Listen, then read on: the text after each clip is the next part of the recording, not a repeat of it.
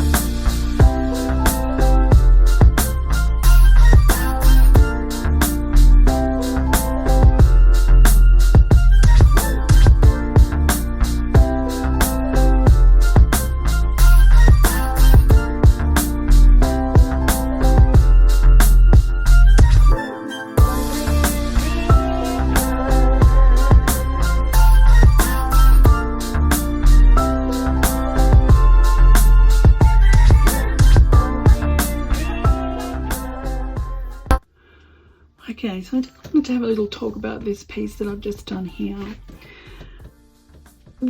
What I really want you to notice is when you're using your Gelliplate prints, it's important that you repeat the pattern to get it to be believable as a cliff or a group of trees. You repeat your patterns and that makes your viewer believe that, you know, this is a cliff, this is a tree. Also, you're going to repeat your colours. So any of the colours that you use up here, you want to repeat them down here if you can as well. Just little bits of them in the piece as well. And that gives you continuity and harmony in your picture. As you can see here, I've kept all these little scraps from all these pieces because I know that I'm going to put them in these lower pieces as well, just to create that harmony. So just keep, you know, little piles of your scraps. Don't chuck them away. See, now I'm thinking of using this here for this next group of trees. It has the same blue that's in the sky, a very abstract sky, but our sky. And as you see, these, to me, these are clouds, these shapes, little bits of sun, things like that. But I'm going to repeat that colour down here. And what I can do is, I mean, this isn't the only thing we're going to do to this picture, is we use the Gelliplate prints as our starting point, but then we can add more acrylic paint glazes over the top to get our definition.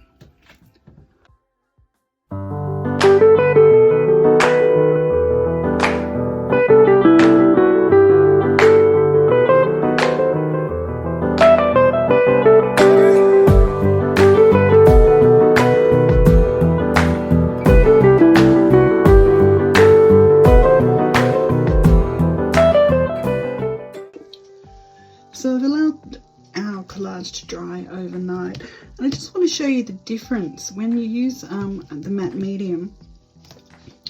Just have a look here on my iPad. You can see the difference between the colours because the matte medium has a particle in it that gives it a matte appearance. Now if I wanted to take it back to this glossy, I can take it back with an acrylic gloss medium, just paint straight over the top.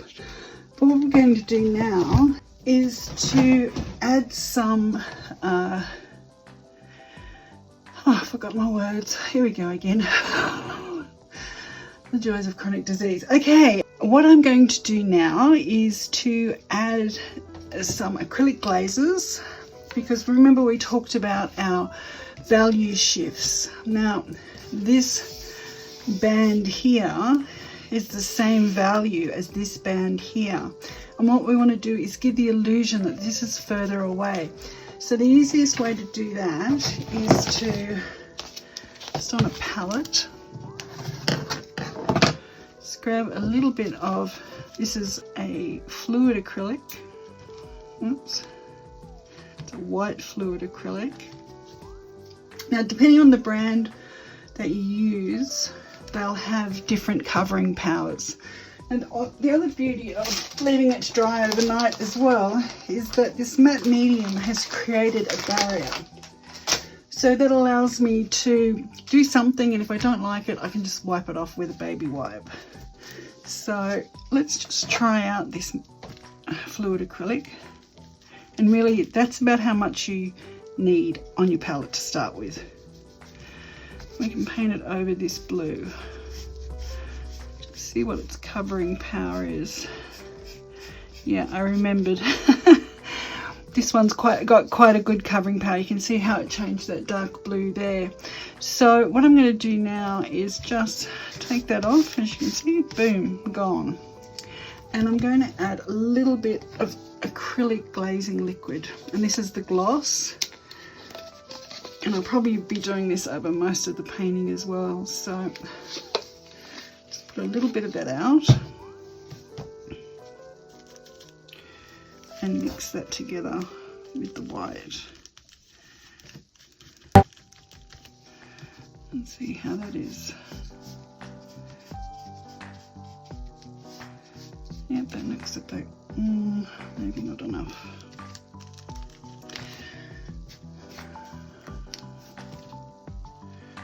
The thing with acrylic paints is you can always put more onto your palette. It's hard to get them back in the bottle though once you've put them out.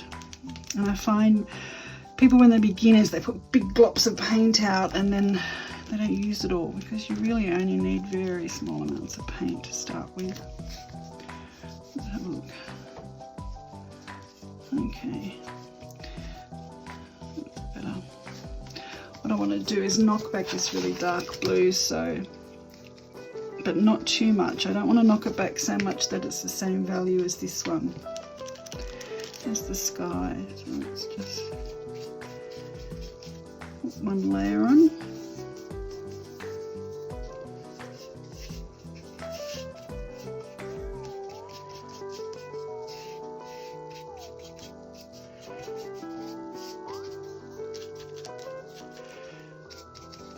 And knock that back. You can see that white's just taken that and made it a paler blue. That dark blue though, there is still very dark. So again, put out a little bit more paint. I probably could have stuck with just the plain fluid acrylic on its own to get the covering power.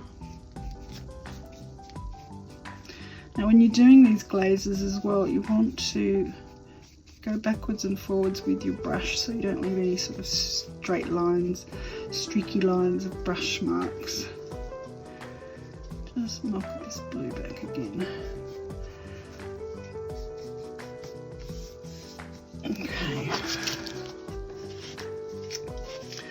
The other thing, I'm going to let that dry, and the other thing I can do as well is this deep blue here. I can paint that in down here to bring this forward because it's a very dark colour, so I might grab some of that as well. It's phthalo blue. So what I can do is just bring that in places down here.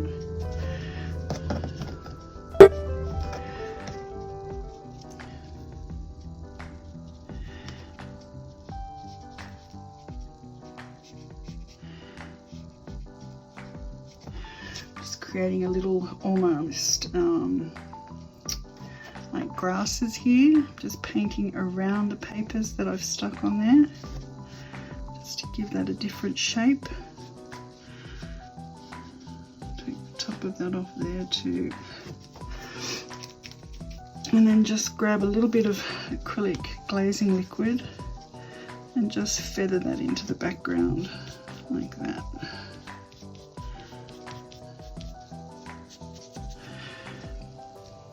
Again on this one.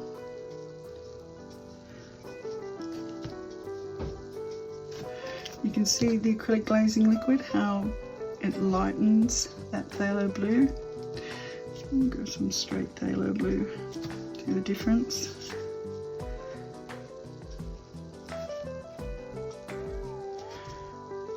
Grab that there. Now anything that you do as like a background like that, you want to repeat it on the side so that it looks believable.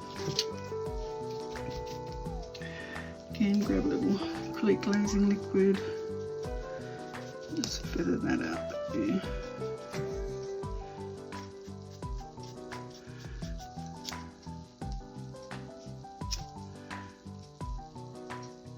And again here, we don't want the these two endpoints to be exactly the same. We give variety in shapes from our design elements. Always thinking about things like that. There. Clean my brush off. Another thing you can do if you want to lighten the colour that you've put down as well is grab your baby wipe. Just bounce that off again like we've done before. And that you can use to spread out a colour as well.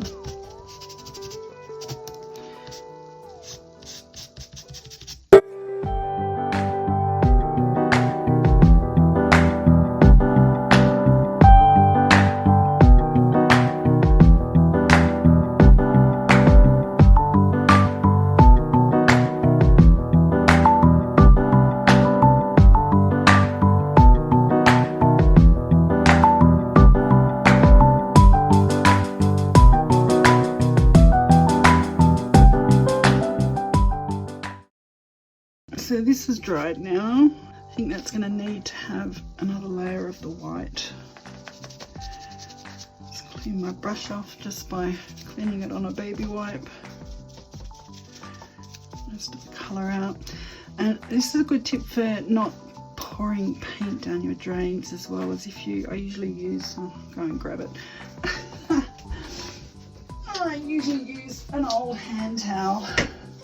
As you can see, it's pretty disgusting, but it works well just to get all that paint off, and then you're not pouring it down the drain when you wash your brushes. Let's grab just a little bit of white again. I just want to knock this really dark blue back here. There we go. I mean, I love it. I love that colour, but I want this to be a believable landscape.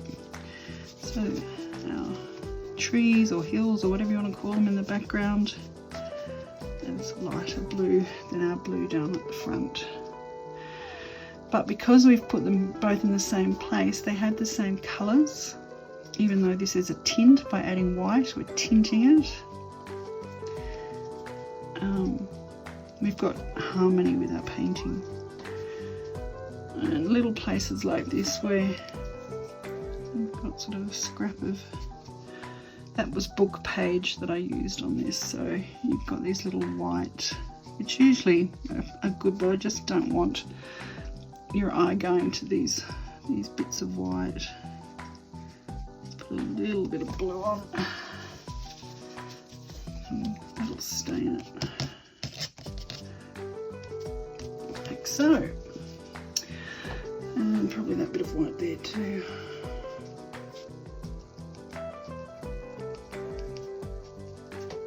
You can do glazes with your soft gel matte medium as well. Any acrylic sheer acrylic medium will work to thin out your paints and make them more sheer, as long as it's see-through and that it's not like one of the sort of moulding pastes or things like that that have powders in them that make them white when they're dry. Okay, so the other thing is I've put out a little containers of the fluid acrylics. This is a black fluid acrylic and a white. I think I'm going to use those to define my edges in my cliffs. These bottles though, they're worth, I don't know, $8 or something. I mean, they're great. They've got a little, I'll show you, they've got this little pin in the top that goes into here to keep paint from drying in the nozzle. A bit of a bugger to get back in. There we go. These you can get from like any vape shops, and they're like 50 cents. And I just clean this out with a pin, and they work fine too. So now looking at the painting as well, I've noticed that this here really stands out. It's smack bang in the middle of the painting, and it's really not, I mean, the colour is repeated down here, but this shape is not repeated anywhere. Now I've got two choices here. I can either repeat this shape somewhere along here. I'll show you what I was thinking, which was to make it into, it's got a very similar shape to Australian gum trees, and I could actually just, paint will come out. It's good to try it on a bit of paper first before you put it on your work. But I can just make that into a tree, like so. Again, trees are always thicker in the trunks and the branches. But that black, of course, it's going to make that really stand out. So I'm going to leave it there for the minute just to see, because if I've got this shape here, I'm going to have to give it a place to stand on, and I'd have to repeat that shape as well. So I'm going to just look at my photograph just to get an idea on these crags again. And they really are quite dark. So I think what I might do, and they're quite large shapes, is make a little bit of black and use the gloss, the acrylic glazing liquid. Doesn't matter that there's a bit of blue on my brush. And you can see that black covers really well. So I don't want it that dark. And that's the beauty of a palette too. You've often seen me working on my other space, which is covered with paint, and these are just masonite boards with white paint on one side. And what I'll do when it's gathered enough paint on it is I'll take it up and I'll make a painting out of it. But as I said, the palette's good so that you can actually see how sheer that paint is. Make sure it's as sheer as you want it. So remember the shapes that we looked at before? I'm just going to put some of those shapes in next to the light. I'll just do it very lightly to start with. And what these will do, I should push it forward so it looks like it's a cliff. I might need to add a little bit more, just along the edge. Shadows are always darkest right where they meet the light. Let's bring a little bit of black right down that edge. Let's see, shadow turning there on the cliff. Okay, here is that triangular shape.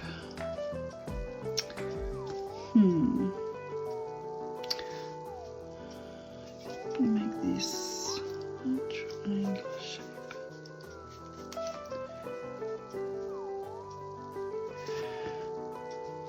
Click up there.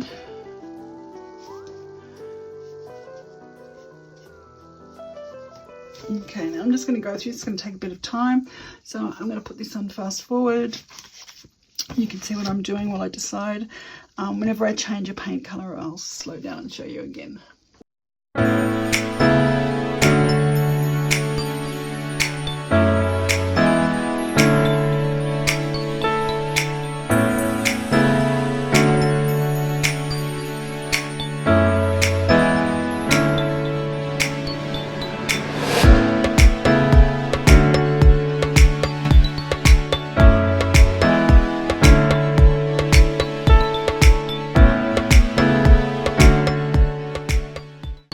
So I still want to see the papers through there. I just want this sense that it's shadow, but I don't want it really black. Now, I've decided I like my tree, so I'm going to find that colour paint. I can't know what it is. It's this green from Liquitex.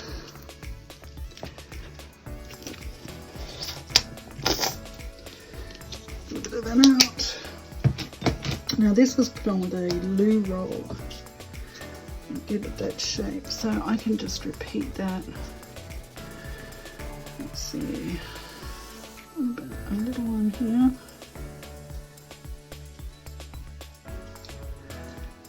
And then I can just run the end of the paintbrush through that to give that same texture.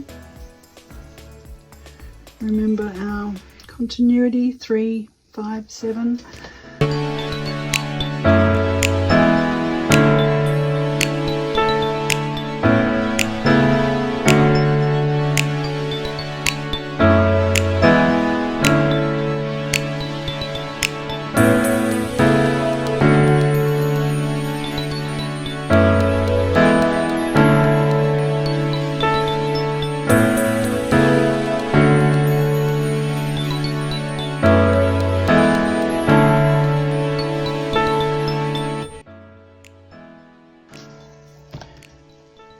Something there. Okay, so they're not all floating off in space now.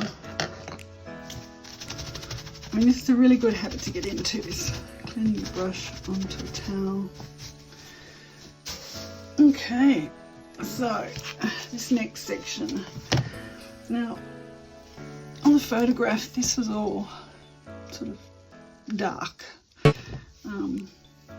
Eucalyptus trees en masse sort of cover the whole landscape, but I don't really just want to paint this a big dark, so let's have a look. This one here is the green blue shade. It's some fluid acrylic, I forgot what it's called. Oh my goodness, it's gone straight out of my brain. These have got a little ball in them. Okay, I don't know why I can't think of it. I haven't got my glasses on. High flow. Oh my god. High flow acrylics. So again, these are great with your acrylic mediums because they're just the colour. There's so much pigment in these that they go great with any of your acrylic mediums. I mean, look how strong that colour is. We definitely don't want it that strong. And I don't want that green either. Got a little bit of blue to that.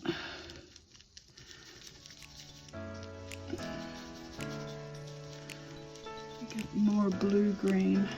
A bit of acrylic glazing liquid as well. And that's what we've got from that. We've picked our light source. It's coming from this way. I should have mentioned that before. So the light's coming on the landscape from there, and it's always important to pick a direction of your light, and then everything you do, the light's coming this way, so it's lighter on this side, darker on that side. So this here, I think, yeah, I don't like that white there, so let's see what this looks like. A little bit of dark through that, and then of course blending it out again using a baby wipe so you didn't end up with any hard edges. Okay.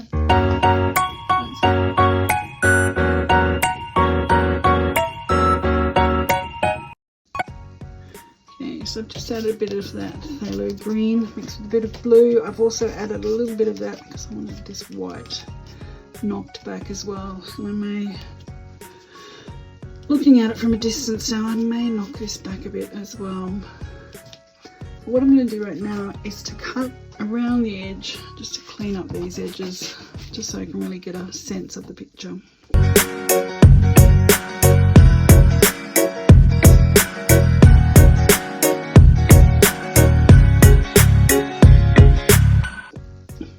So the reason I cut those edges off just then is I want to see what's going on with my edges and see if any papers like this, it's peeling away from the edge. When you do collage work, you've always got to make sure that everything's really well glued down.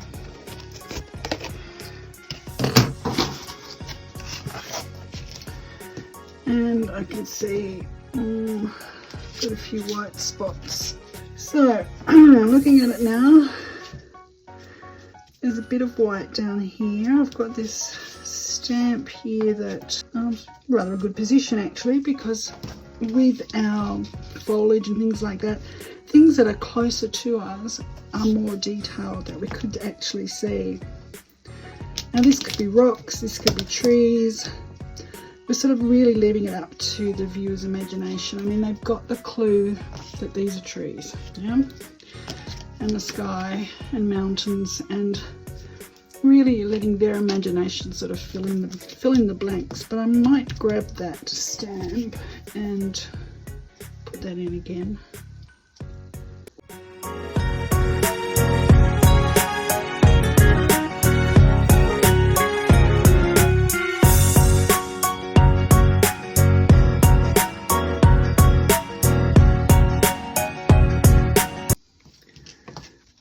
Made a very thin glaze with our phthalo blue, our primary blue. What I'm going to do now with the sky, as I said before, it's lighter towards the horizon and darker towards the top. And that's just because the way the world is. And it'll make everyone believe that this is more of a sky. So I'm just putting a very sheer blue.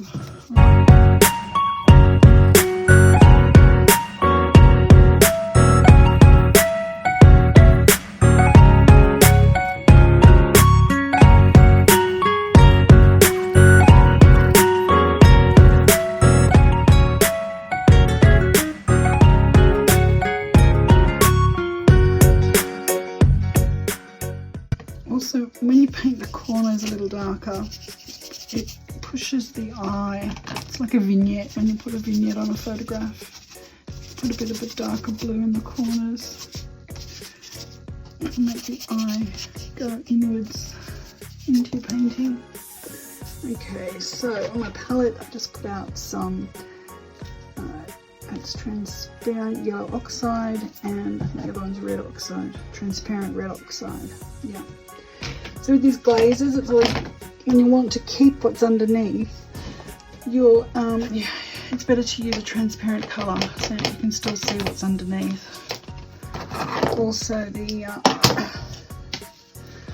again, the acrylic glazing liquid will make it more transparent. Once again.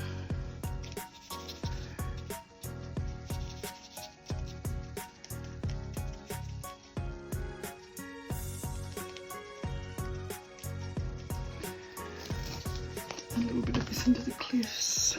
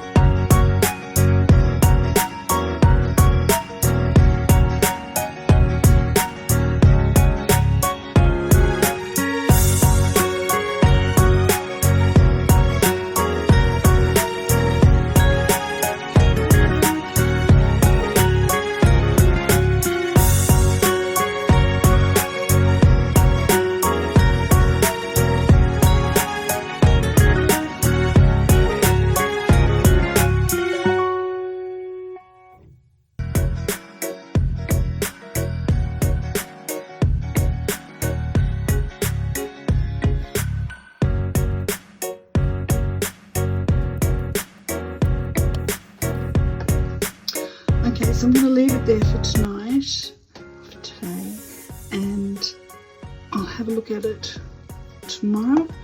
A way for you to critically analyse your painting to see if it's finished or not. Just let it dry overnight. With acrylics, the paints dry darker. So I'll have a look at this again tomorrow and assess our value changes, our shapes, all that sort of stuff. But at this stage I'm pretty happy with it, and if I do more to it, I'll be back. Alright, so it's been a couple of days since I've done this now, so hello again.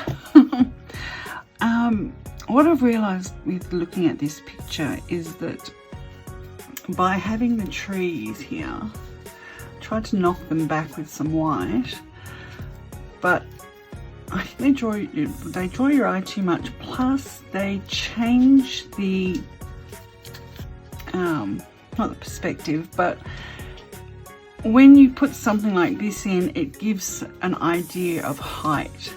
And these cliffs are hundreds of feet high, and by putting a tree in that's maybe 20 or 30 feet high, it makes these cliffs seem smaller than they actually are. So what I'm going to do is I've just taken some paper with some blue and some gold, and that's my little dog saying hi. She's going, who are you talking to? You seem crazy. I'm not talking to you, Bubby. Okay, so these pieces of paper, I'm thinking of just putting them over the trees like that to just knock that area back. And this is the beauty of working with collage like this, is that at any point that you don't like something, you can just add more paper, add a different color like that. You can audition it like this and see if you like it or not first. So I'm going to glue these down and I'll be back. Okay, so now they're all glued down. And you can see they sort of look like just stuck on pieces of paper at the moment because they're so different from our background. So what I'm going to do now is blend them in just really simply by taking a brush and a little bit of the black paint on it. It's my palette that I'm still using from the other day.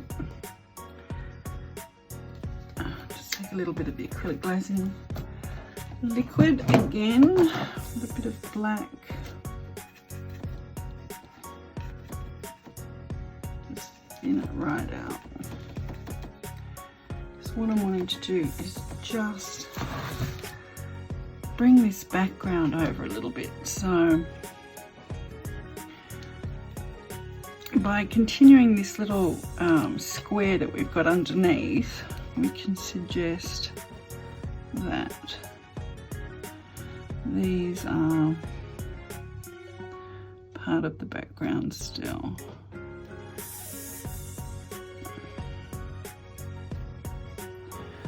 Like there's some form of rock shelf or something like that. I'm going to get another brush,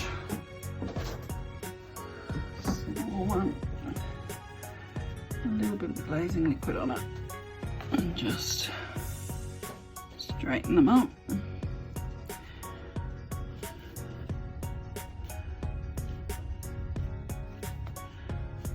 Like that. Just so they're there, but they're not really. Just smooth them out a little bit like that. I'm going to do that on the rest of this and then I'll be back. I'll do one more just to show you. So, like this one here, there's this line here, so you can bring it back over the top and that will suggest that this is part of the background. Might also just come over a little bit like that along that edge. And again, using the acrylic glazing liquid just to fade things out. So it suggests that it's part of that, but it's not really. as you saw me just stick it on. And I can continue that over here.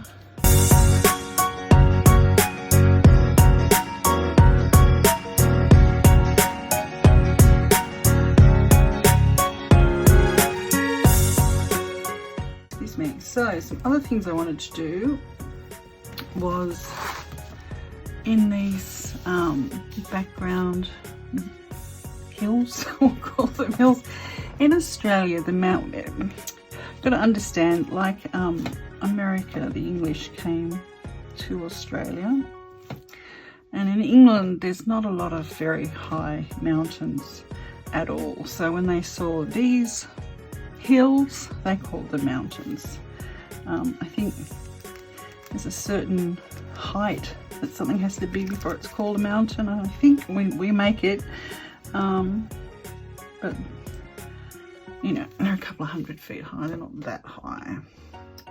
So these background mountains, plateau, there is an undulation, a curve in the hill, which I want to put in by putting a line of dark across to where that goes. Oops, took it a bit high. Let's take it down a bit. It comes to there. Okay, so as before, that glazing liquid and feathering that out. You want to show that there's, you know, there's one section here and then another section behind. You should put a row of dark and then you feather it up into the background. And as you can see, that gives the impression that there's another hill in front of the one behind. And again, we'll do that over. This sort of ridge runs along here. I'll just try that here as well. Let's see, it sort of comes like that.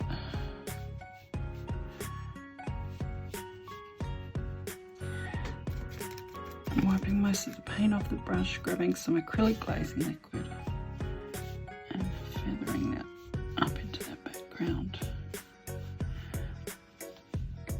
Okay.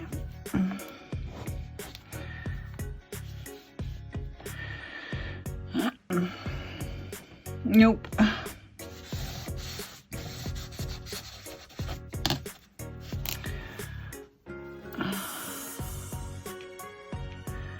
This is one of the challenges when you work on a table rather than having it on an easel. Your perspective, your sight lines get lost. It's good to stand up and look down at it, but I just sat down. I don't want to get up again. Okay, there we go.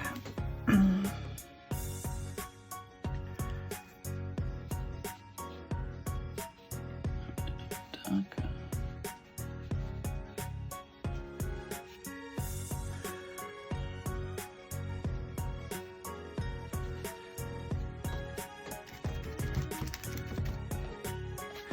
What I'm doing each time then is I'm just using the palette to get all the paint off my brush, grabbing that glazing liquid, coming back in again.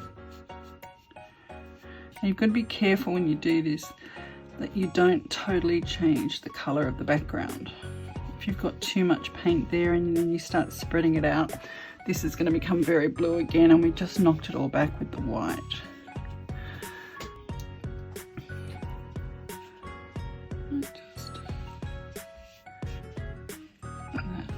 Darker there. And here we've lost the definition between this one and this one. I'll just add that back in there.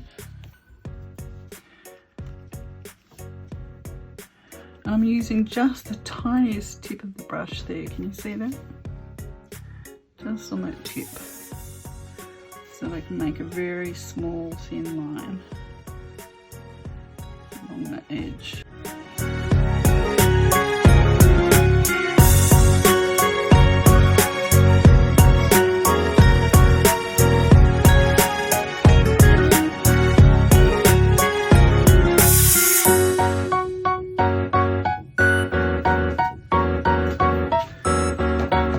Okay, so we've got our edges defined. I think this here is looking a bit odd.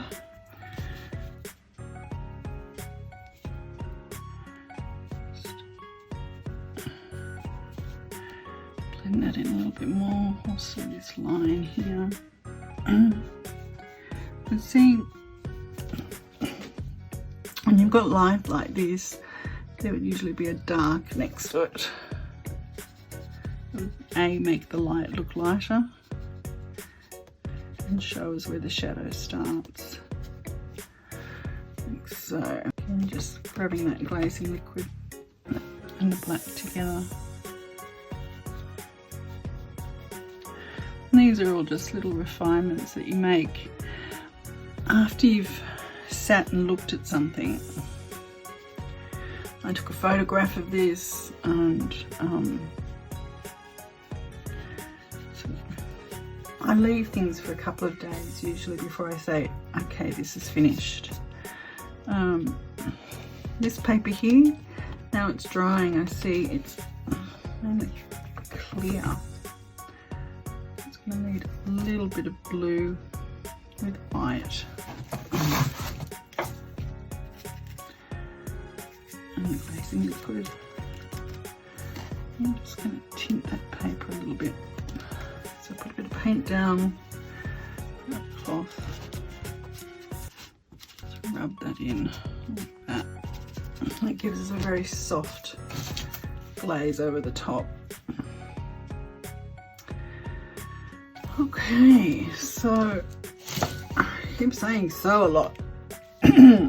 Excuse me, clearing my throat all the time, but I've had half my thyroid removed, and ever since then you're missing a part of your throat. I've cleared my throat ever since. It wasn't cleared properly. So sorry about that. I know it's gross. So again, what I'm trying to do is create a separation between these two spaces again. Just using a bit of the dark blue. Now you wouldn't use black here because there's no other black in this section. So I'd use a blue, dark blue, or you know, you could use any of the other colours in here.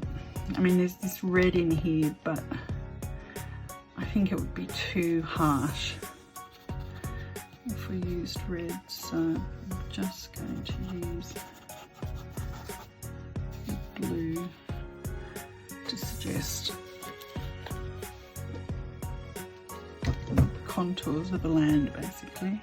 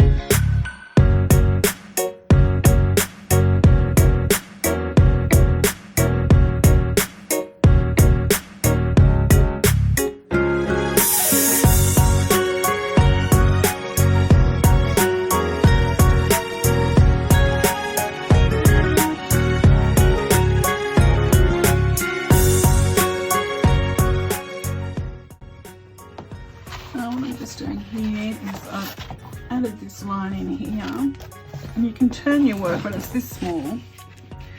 You can turn your work so you get a better angle for yourself. Just have to find that top edge.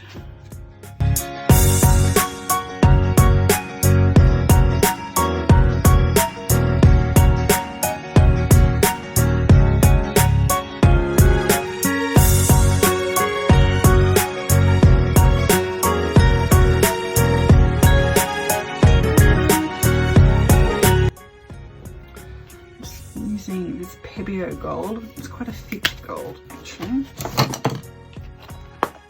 That's probably enough. Go down to a smaller brush. Light's coming from this direction. Let's light this up a little bit. Now this gold is quite opaque. You can see how that's covering quite a bit there.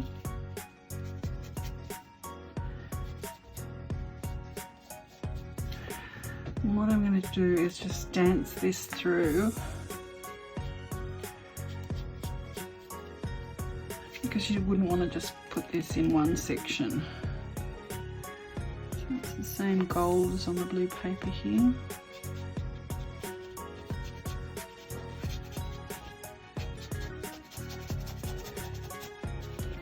And I'm using the paint straight at this point, just to get some coverage.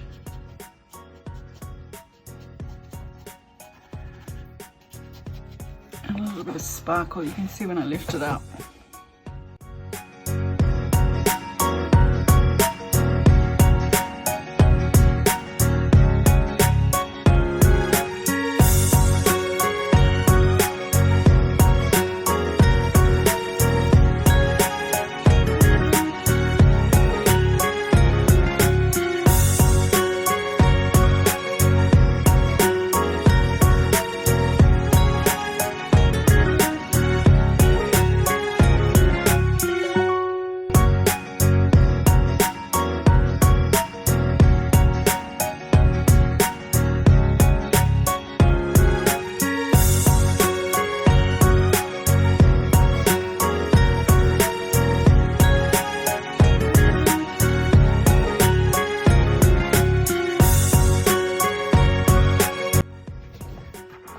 Show you one little trick I did here.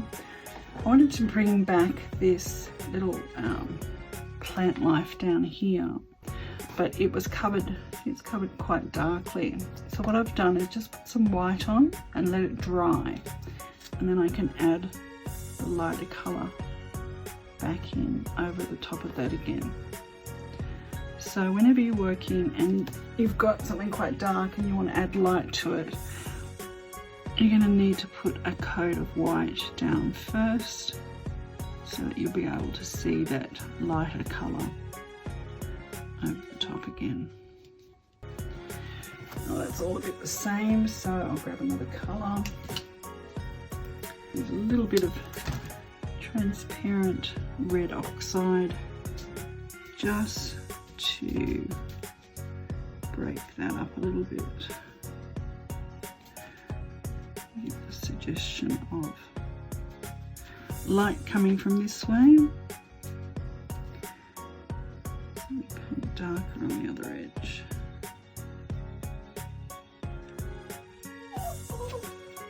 Hello Tata again.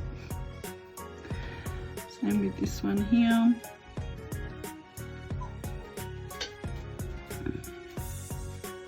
Light from this way, so this edge is darker. Okay, I think that's it. So what we've done today is we have used our Gelliplate prints as collage. We've taken a cliff scene and we've given that sense of distance by making our hills in the background lighter. Just looking at that now, I think that's going to have to get knocked back again there. I'll grab just a little bit of the glazing liquid, and I've still got too much gold on my paintbrush, but that doesn't matter, I'm going to wipe it off anyway. There we go. That's better. Don't want them standing out too much.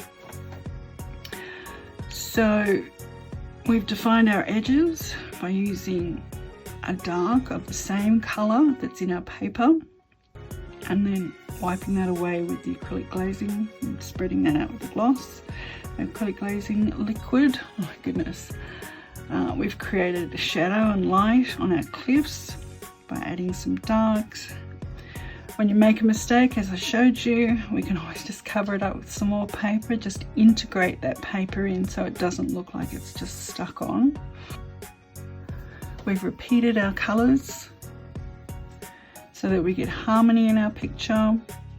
We've created a sky or suggestion of a sky where it's darker on the top, lighter towards the horizon.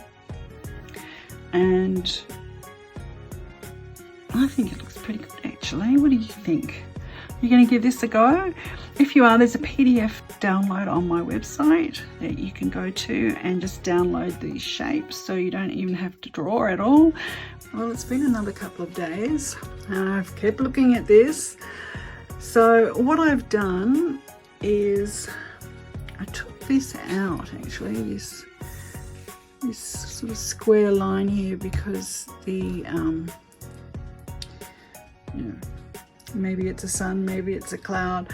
I took it away and it really flattened the sky, so I put it back in just by using a bit of alcohol on a tissue and just wiping it off. So you can do that with your acrylics when they're dried. Let's see, what else did I do? I pulled this green up here just to balance it out a bit. I felt like this green was really just standing out on its own. So I did a little bit of teal and white and just did a little line across the top of these hills here and here. Because I love this line here so much, I emphasized it again with a little bit of paint along the top, breaking the line, of course. You don't want to just put a big line. It looks like a child's drawing when you do that sort of thing. So breaking that line up. I've used some pen in here as well. Just a black pen just to give a few cracks and crevices. I outlined these little plant life things down here and put a little bit more green paint with a little bit of this Pebbios light green, I think they call it iridescent green yellow, in there as well. And then here, I'll see if I can get a close-up of it for you. Let me just pull this up here. These little lines here.